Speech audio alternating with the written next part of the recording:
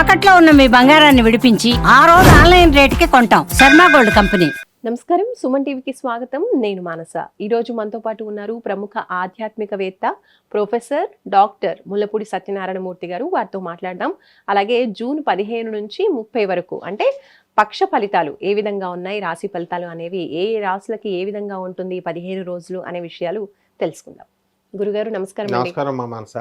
గురుగారు, ముందుగా ఇప్పుడు పక్ష ఫలితాలు తెలుసుకుందాము. అంతకన్నా ముందు ఈ పక్షం అంటే ఈ 15 రోజులు మామూలుగా గ్రహాలు ఏ స్థానాల్లో ఉంటున్నాయి, ఏ గ్రహాల మార్పు వల్ల ఎటువంటి ఫలితాలు అనేవి ఉంటాయనేది ముందుగా తెలుసుకుందాం.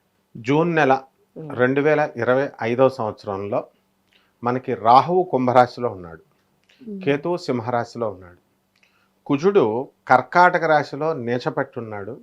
ఆయన సింహరాశి ప్రవేశం చేస్తాడు.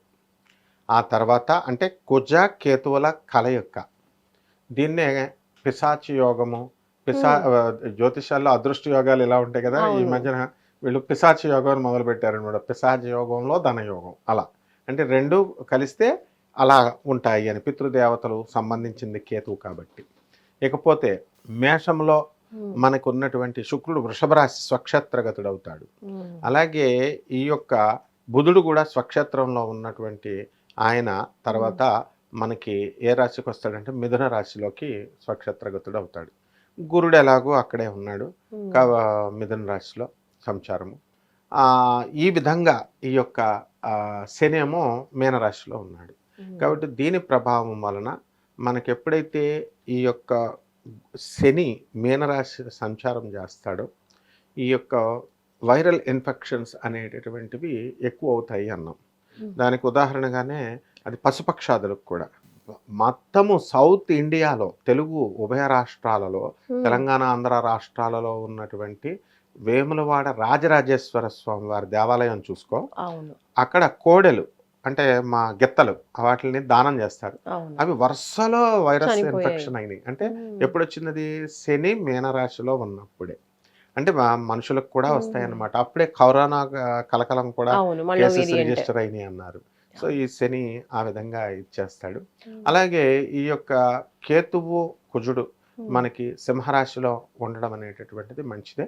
ఈ విధంగా ద్వాదశ రాశుల మీద కూడా ఈ యొక్క ఫలితాలు వివిధమైనటువంటి ఫలితాలు ఇస్తుందమ్మా. గురుగారు, తులారాశి వాళ్ళకి ఈ పక్షం అంతా కూడా ఏ విధంగా ఉంటుందో రాశి ఫలితాలు తెలియజేయండి. తులారాశి వారికి స్టార్ మారిపోయిందమ్మా. మొన్నటి దాకా అష్టమ గురుడు భాగ్యస్థానంలోకి వచ్చాడు. వద్దంటే అప్పులు జేబులో పెట్టుకొని అప్పులు ఇచ్చేసేవారు. ఇప్పుడు అప్పులు తీర్చుకునే క్రమంలో వీళ్ళు బిజీగా ఉంటారు. ఇప్పుడు భాగ్య గురుడు అండ్ ఇన్ని సంవత్సరాలుగా వాళ్ళ పిత్రార్జితం పాపం వీళ్ళ సొంత పొలాలే, వీళ్ళ అన్నదమ్ములు వీళ్ళ అక్క చెల్లెళ్ళు కొట్టుకు చచ్చి 20 సంవత్సరాల నుంచి రాకుండా అంటే లాంగ్ టర్మ్ పెండింగ్లో ఉన్నటువంటి సివిల్ కేసెస్లో ఒక దారి దొరుకుతుంది ఇప్పుడు ఈ తులారాశి వారికి. గెలవడం కానీ ట్రయల్స్కి వచ్చినటువంటి కేసెస్ అన్నీ కూడా వీళ్ళకి అనుకూలంగా రావడము, ఆర్గ్యుమెంట్స్ అన్నీ జరగడం, కేసు ఫైల్ బెంచ్ మీదకే రాకుండా ఉన్నటువంటి కేసులు ఇప్పుడు తులారాశి వారికి బాగా వెళుతున్నాయి. అండ్ ఈ తులారాశి వాళ్ళు ఎప్పుడు కూడా ఎంజాయ్మెంట్కి ఎక్కువ ఇది pubs, friends, parties, kitty parties అని. ఇప్పుడంతా సీన్ ఉల్టా అయిపోద్ది అనమాట. భాగ్యంలోకి వచ్చిన గురుడు దేవాలయాలు, అనశరణాలయాలు, మొత్తం దేవుడు దేవుడు దేవుడు అని తిరుగుతూ ఉంటారు. ఓల్డ్ ఏజ్ హోమ్స్ ఇవన్నీ కూడా. సో ఈ తులారాశి వారికి కూడా లాంగ్ జర్నీలు చేసేటటువంటి అవకాశాలు ఈ పక్షం రోజులో ఉంటాయి.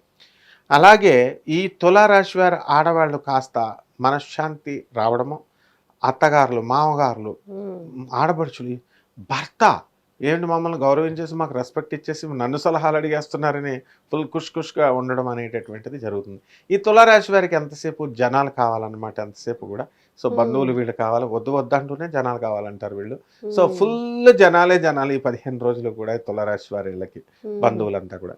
ఎందుకంటే శుభకార్యం చేయడానికి అవకాశాలు ఎక్కువగా కనబడుతున్నాయి. అలాగే కొత్త వ్యాపారాలు స్టార్ట్ చేస్తారు.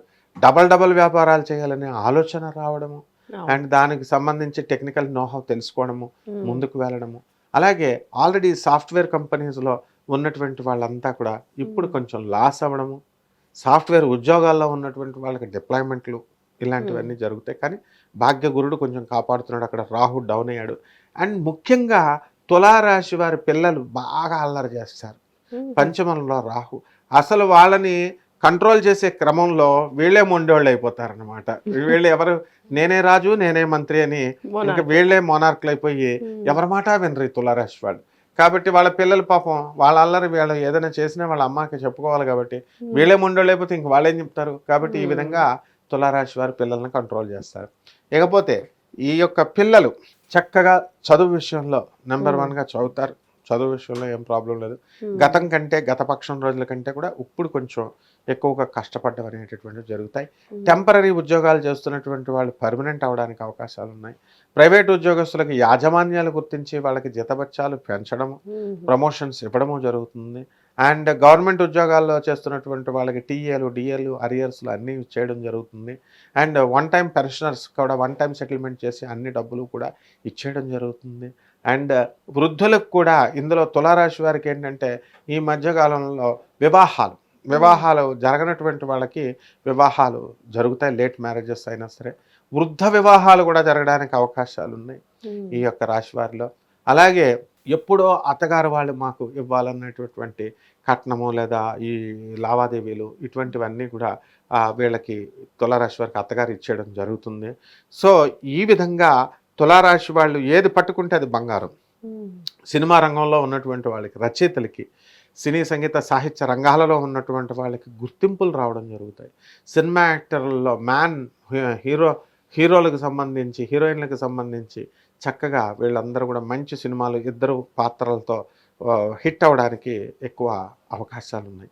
అలాగే ఈ యొక్క భార్యాభర్తల మధ్య ఫైటింగ్స్ తులారాశి వాళ్ళకు ఉన్నాయి. వీళ్ళు కాంప్రమైజ్ అయిపోయి చక్కగా వీళ్ళు కలిసిపోవడానికి అవకాశాలు ఎక్కువగా ఉన్నాయి. అండ్ కోర్టు కేసుల్లో కూడా అనుకూలంగా వీళ్ళకి తీర్పులు రావడం జరుగుతుంది.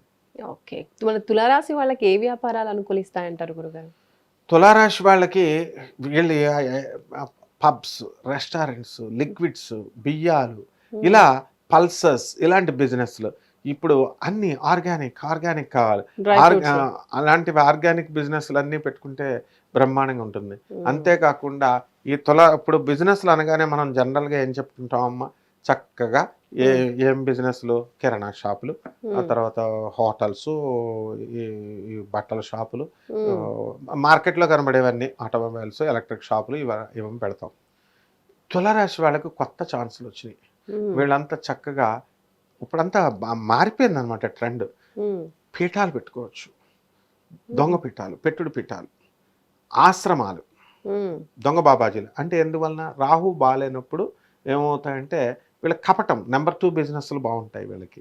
ఎప్పుడైనా సరే రాహు శని వీళ్ళు దొంగలు అనమాట. వీళ్ళు క్రూర గ్రహాలు. వీళ్ళకి దొంగ బిజినెస్లు చేస్తే ఎక్కువ కలిసి వస్తాయి. అలాగని లీగలైజ్డ్గా చేసుకోకపోతే కుదరదు కదా. కాబట్టి లీగలైజ్డ్ బిజినెస్లు ఏమున్నాయి, చక్కగా దొంగ ట్రస్టులు, దొంగ పీఠాలు, దొంగ ఆశ్రమాలు, ఇలాంటివన్నీ కూడా పెట్టుకోవడానికి అవకాశాలు ఎక్కువగా ఉన్నాయి. అండ్ స్టార్ట్ చేస్తారు కూడా. ఇప్పుడు ప్లానెట్స్ అవి వాటికి వచ్చేటటువంటిది కంపల్సరీ అవే చేస్తాయి. ఒకవేళ హోటల్స్ రన్ చేస్తారు, నెంబర్ 2 ఫుడ్ ఇవ్వడం, అట్లా వాళ్ళు తర్వాత సరుకులు డూప్లికేట్ సరుకులు అమ్మడం, ఇలా అనమాట. And foreign and exports imports బిజినెస్లో కూడా చాలా బ్రహ్మాండంగా ఉంటాయి. గురుగారు, తులారాశి వాళ్ళు ఎటువంటి పరిహారాలు పాటించాలి? అసలు రాహు బాగుండలేదు కాబట్టి రాహు జపం చేసుకోవాలా, రాహు స్తోత్రాలు చదువుకోవాలా. రాహుకి కిలోంపావు మినుముల్ని ఆవుపేట రంగు ఉన్నటువంటి వస్త్రాన్ని ఇచ్చి పేద బ్రాహ్మణులకి శనివారం నాడు ఉదయం 8 గంటలకి దానం చేసుకోవాలా. ఆ తర్వాత చక్కగా రావి చెట్టు, దీన్ని మర్చిపోకూడదు. రావి చెట్టు చక్కగా నీళ్లు పోసి రావి చెట్టు చుట్టూ 108 ప్రదక్షిణాలు చేసుకోవడం. రావి ఆకులను కొయ్యకూడదు, దాని అంతగా అది పడిన వాటిపైన ఓం నమ శివాయ లేదా శ్రీరామ అని రాసి శివలింగం మీద పెట్టి నీళ్లు పోసి శివుడికి గుళ్ళల దగ్గర మనం వాళ్ళు పెట్టుకుని చేసుకుంటే సరిపోతుంది. అండ్ ఈ సున్నుండలను బాగా తయారు చేసి వీళ్ళు పేదవాళ్ళకి పంచడం ద్వారా ఉన్మాదం రాకుండా ఉంటుంది, పిల్లలు అల్లరి చేయకుండా ఉంటుంది.